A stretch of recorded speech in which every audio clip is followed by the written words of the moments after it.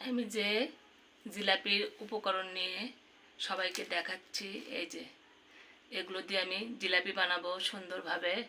আসসালামু আলাইকুম, সবাই কেমন আছেন? আমি ভালো আছি আলহামদুলিল্লাহ। এটি কিন্তু মাসকলার ডাল, এই যে এটা কিন্তু এরকমই পাওয়া যায় কিনতে, ডালের দোকানে গেলে সেটা কিনছি আমি।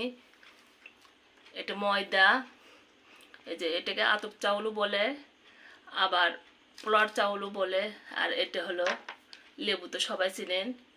জিলাপির যে শিরাটা করবো ওর মধ্যে লেবু চিপে দিতে হবে। এতগুলো লেবু দেবো না আমি, এখান থেকে এক পিস কেটে দেব। এই যে চিনি, জিলাপিতে কিন্তু অনেক চিনি লাগে, আমি পরিমাণ মতো নিয়ে নিছি। তারপরেও যদি দেখি যে লাগবে তাহলে আমাকে কিন্তু দিতে হবে।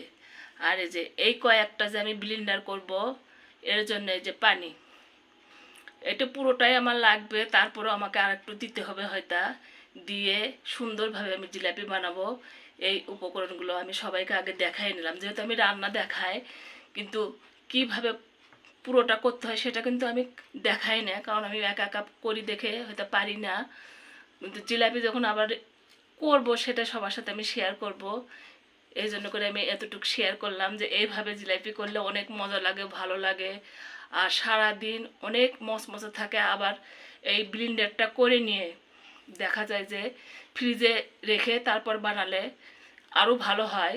বোতলে ভরে নিয়ে 2-1 দিন পর আবার দেখা যায় 1 সপ্তাহ ধরে বাইনেও খাওয়া যায়, এটা আর কি বোতলে ভরে নিয়ে।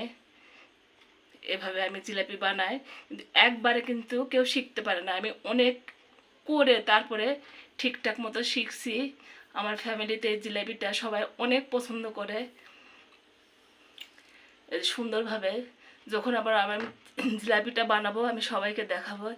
আমি শুধু এই পর্যন্তই দেখালাম। সবাই ভালো থাকেন, সুস্থ থাকেন, আল্লাহ হাফেজ।